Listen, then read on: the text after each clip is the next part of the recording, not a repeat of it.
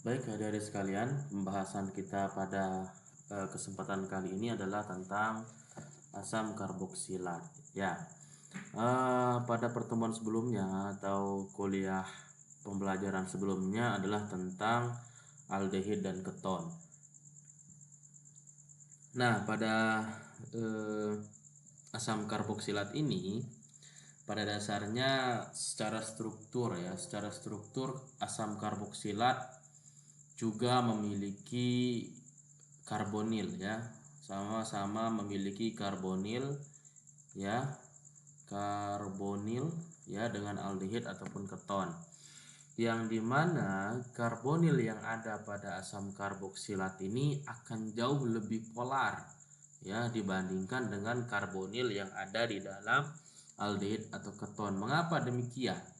Karena di dalam karbonilnya si asam karboksilat ini adanya dua atom oksigen yang dimana bahwa kedua atom oksigen ini sangat elektronegatif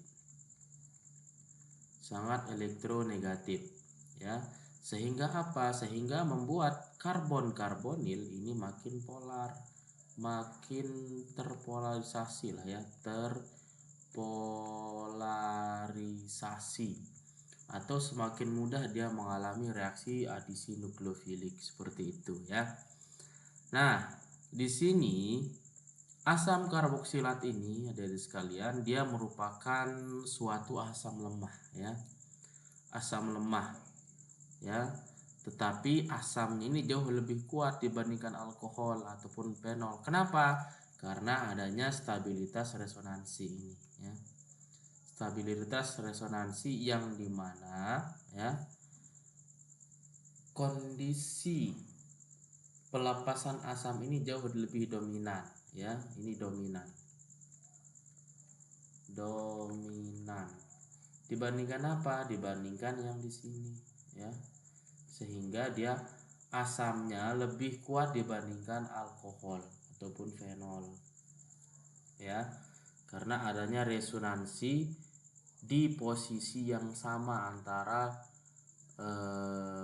oksigen ya, seperti itu. Nah, di dalam asam karboksilat ya, asam karboksilat kalau kita tulis ulang C rangkap 2O OH, yang dimana ada namanya, kalau di aldehid dan keton ada namanya karbon alfa beta ya.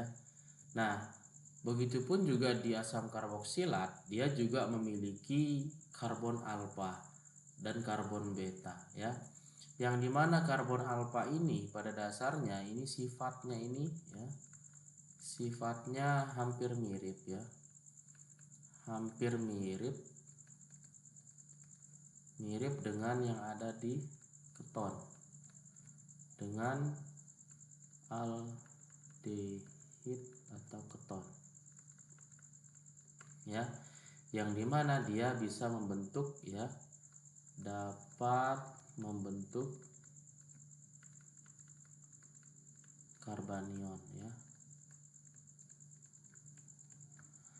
Kenapa dia bisa membentuk karbanion? Jadi khusus untuk karbon alfa saja ya. Hidrogen yang ada di karbon alfa ini dia dapat membentuk karbanion melalui serangan ataupun melalui basa yang kuat ya. Dia bisa mengambil hidrogen alfa yang ada di karbon alfa ini ya. Nah, jadi dia dapat mengalami reaksi karbanion melalui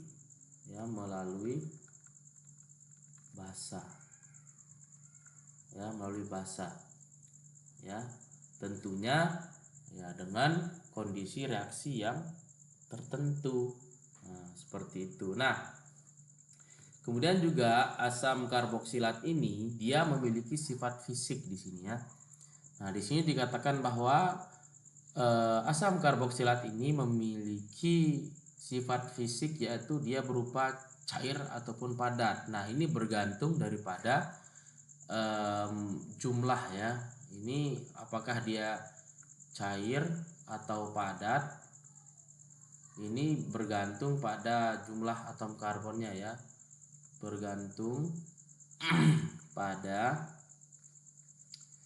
jumlah atom karbon. Nah, seperti itu. Kemudian untuk titik didih di sini. Nah, titik didihnya tentunya dia akan mengalami titik didih yang relatif tinggi, ya. Mengapa demikian? Ya, karena dapat membentuk ikatan hidrogen.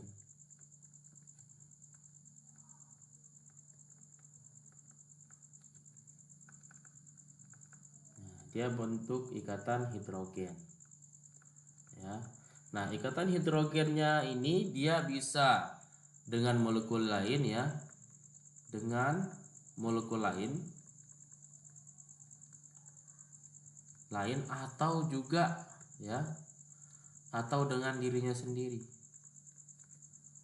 Dengan dirinya sendiri. Nah, seperti yang ada di dalam contoh ini. Nah, ini adalah ikatan hidrogen yang terjadi antara dirinya sendiri ini, ya. Nah, jadi dia membentuk dimer, ya. Dimer itu adalah senyawa yang terbentuk ya dari unit senyawa asalnya. Dalam artian di sini kan asam karboksilat itu kan di dalam molekulnya itu kan dia banyak nih molekul asam karboksilat. Nah, asam karboksilat tersebut dia akan berinteraksi satu sama lain membentuk dimer ini. Nih, ini kan bagian dari asam karboksilat A dan asam karboksilat B yang sama persis. Dia bisa membentuk dimer sehingga titik didihnya jauh lebih tinggi kalau dibandingkan dia dengan alkohol, ya. Nah, seperti di sini sebagai contoh di sini titik didih asam karboksilat jauh lebih tinggi dibandingkan dengan alkohol dengan berat molekul yang sama. Nah, selain dia juga bisa membentuk ikatan hidrogen dengan dirinya sendiri, dia juga sangat larut dalam air, bahkan ya ini dia dapat mengalami reaksi atau interaksi hidrolisis, itu reaksi hidrolisis ya. Nah, dia proses pembentukan asam karboksilat pun juga dapat dilakukan melalui proses reaksi hidrolisis, dan dia juga larut dalam air ya. Kenapa bisa larut? Ya karena adanya ikatan hidrogen seperti itu. Nah, di sini dikatakan juga bahwa asam karboksilat dengan berat molekul tinggi biasanya tidak berbau karena kemampuan menguapnya sangat rendah. Ya memang sebetulnya pada dasarnya semua senyawa kimia ya, semua senyawa kimia dengan berat molekul yang semakin besar tentunya juga akan memberikan rantai karbon yang semakin panjang. Nah, rantai karbon yang semakin panjang inilah yang membuat